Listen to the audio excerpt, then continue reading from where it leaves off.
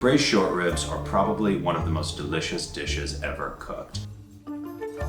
Beyond being mouth-wateringly tasty, they are also surprisingly easy to make. But the classic way of preparing this incredible dish can be improved. Today on Technically Edible, we are bringing the braise out of the Stone Age. Maybe the Bronze Age is more accurate.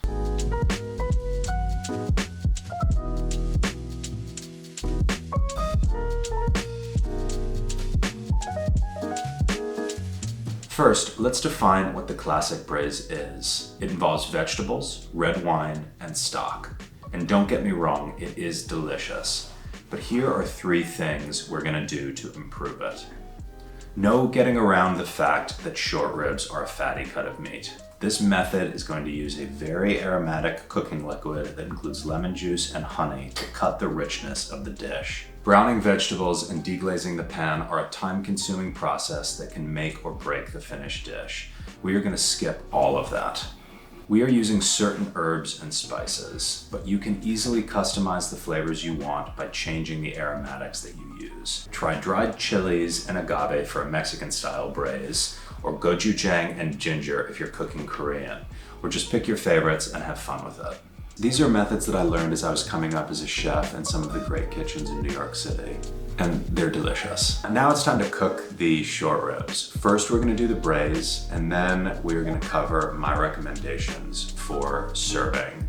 I did this with a carrot ginger puree and baby bok choy, but you can use your favorite mashed potato recipe or polenta. Both would be super appropriate for this. I'm a big believer in gram-weighted recipes, and you should be too.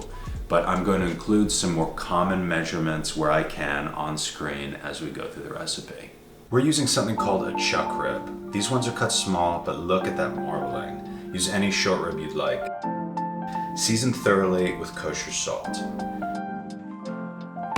Cover the bottom of your pan with canola oil or grapeseed if you're feeling fancy. Sear all sides of the rib deeply over high heat.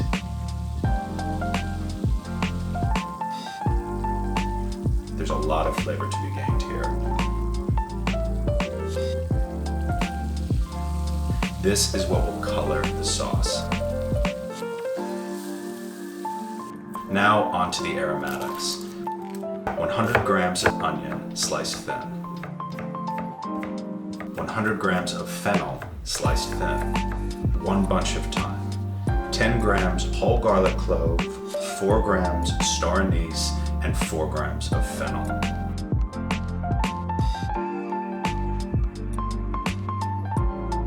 Get rid of all the oil in your pan. Put the ribs along with the aromatics back in. Add 150 grams of red wine vinegar. Water to cover about 2/3 of the way up the ribs. 50 grams of honey and the juice of 1 lemon. Bring it to a simmer, cover with a lid, and put in a 350-degree oven for 3.5 hours. We're cooking these low and slow. Once the timer is done, take all of the ribs out and set them aside. Strain the sauce and press to extract all of that flavor. You can put ice cubes in to speed this up, but what we want to do next is let the sauce cool down fully in the fridge so we can either strain or spoon all of the fat off the top. It's better to do this now than after we reduce it. Boil the sauce until it is syrupy and full flavored. Almost all of the liquid will have disappeared.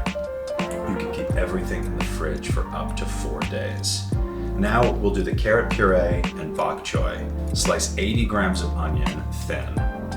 Peel and slice 80 grams of carrot and 30 grams of ginger.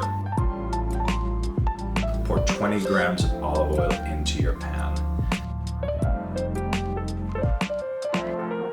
Add the onion and ginger, along with 6 grams of kosher salt, and cook over a medium-low heat, stirring occasionally until they are very soft and translucent. Add the carrot, cover with a lid, turn the heat to low, and cook for about 10 minutes, also stirring occasionally until the carrots are soft. Blend it until it is very smooth. The bok choy is rinsed and steamed in a pan with water, salt, and a little olive oil.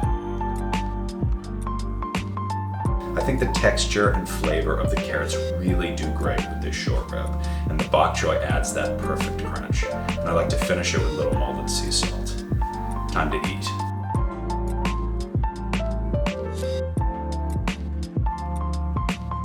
That's so good. So I hope I inspired you guys to try something new. I think you could have a lot of fun with this method. Let me know if you have any questions, and see you next time.